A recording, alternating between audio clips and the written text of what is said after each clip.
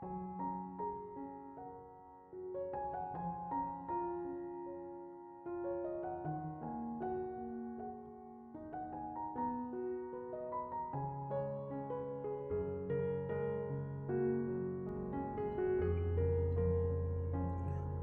Ibu, Saudara-saudari, adik-adik, kaum muda yang terkasih, apa kabar hari ini? Semoga kita tetap sehat. Semoga masa Advent ini penuh dengan sukacita. Hari ini kembali saya mengajak Bapak Ibu untuk mendengarkan firman Tuhan. Mari kita siapkan hati kita. Tuhan bersamamu dan bersama rohmu. Inilah Injil suci menurut Santo Lukas. Dimuliakanlah Tuhan.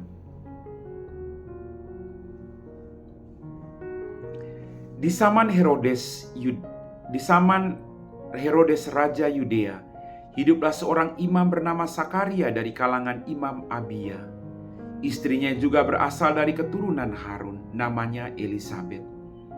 Keduanya hidup di hadapan Allah dan hidup menurut segala perintah serta ketetapan dengan tidak bercacat. Tetapi mereka tidak mempunyai anak, sebab Elisabet itu mandul dan keduanya telah lanjut usia. Sekali peristiwa, waktu tiba giliran kelompok Sakaria melakukan tugas sebagai imam di hadapan Allah. Sebab ketika diundi, sebagaimana lazimnya untuk menentukan imam yang bertugas, dialah yang ditunjuk untuk masuk ke dalam bait Allah dan membakar ukupan di situ. Pada saat pembakaran ukupan itu, seluruh umat berkumpul di luar dan sembahyang. Maka tampaklah kepada Sakaria seorang malaikat Tuhan berdiri di sebelah kanan mezbah pembakaran itu. Melihat kejadian itu, Sakaria terkejut dan menjadi takut. Tapi malaikat itu berkata kepadanya, "Jangan takut, hai Sakaria, sebab doamu telah dikabulkan. Elisabet istrimu akan melahirkan seorang anak laki-laki bagimu, dan haruslah engkau menamai dia Yohanes.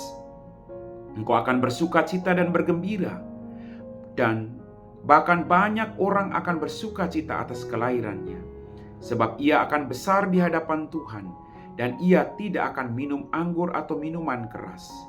Ia akan penuh dengan Roh Kudus mulai dari rahim ibunya. Ia akan membuat banyak orang Israel berbalik kepada Tuhan, Allah mereka, dan ia akan berjalan mendahului Tuhan dalam roh dan kuasa Elia, untuk membuat hati para bapa berbalik kepada anak-anaknya, dan hati orang-orang durhaka kepada pikiran-pikiran orang-orang benar. Dengan demikian, ia menyiapkan suatu umat yang layak bagi Tuhan." Lalu kata Sakaria kepada malaikat itu, "Bagaimana aku tahu bahwa hal itu akan terjadi? Sebab aku sudah tua dan istriku pun sudah lanjut umurnya." Jawab malaikat itu kepadanya, "Akulah Gabriel yang melayani Allah. Aku telah diutus untuk berbicara dengan engkau dan untuk menyampaikan kabar baik ini kepada. Sesungguhnya engkau akan menjadi bisu dan tidak dapat berkata-kata sampai pada hari semua ini terjadi, karena engkau tidak percaya akan perkataanku yang pada waktunya akan terbukti kebenarannya." Sementara itu orang banyak menanti-nantikan Sakaria. Mereka begitu heran bahwa ia begitu lama berada dalam bait suci. Demikianlah sabda Tuhan.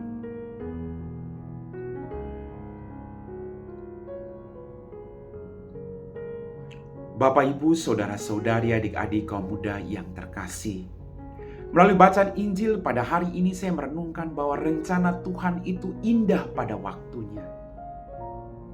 Pertanyaannya, apakah kita membuka diri dengan setia dan tetap berharap kepada Allah, sekalipun kadang doa-doa kita belum terjawab? Kadang kita kurang sabar. "Aduh pastor, saya sudah berdoa, tapi doa saya tidak dikabulkan oleh Tuhan. Jadi saya malaslah berdoa." Kita belajar dari sikap hidup Sakaria dan istrinya. Apapun situasi sulit yang mereka hadapi, mereka tetap hidup tidak bercacat di hadapan Tuhan. Mereka setia kepada kehendak dan perintah Tuhan.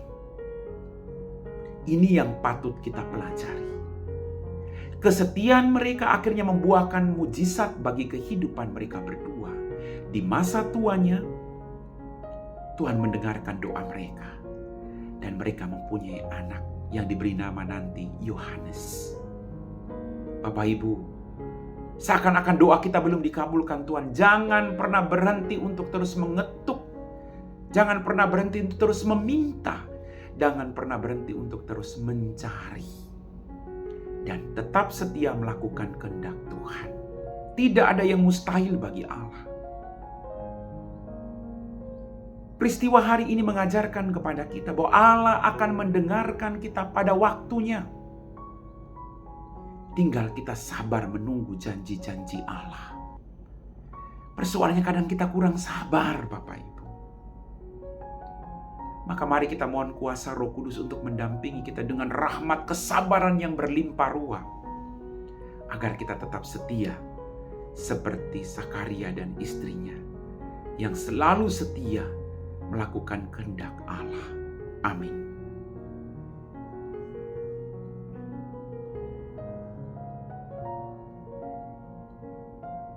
Bapak, Ibu, saudara-saudari, adik-adik kaum muda yang terkasih, kita telah diteguhkan oleh firman Tuhan. Mari kita siapkan hati kita untuk berdoa.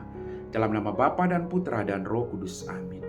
Tuhan, kembali kami bersyukur untuk berkat-Mu. Ampuni dosa dan kesalahan kami.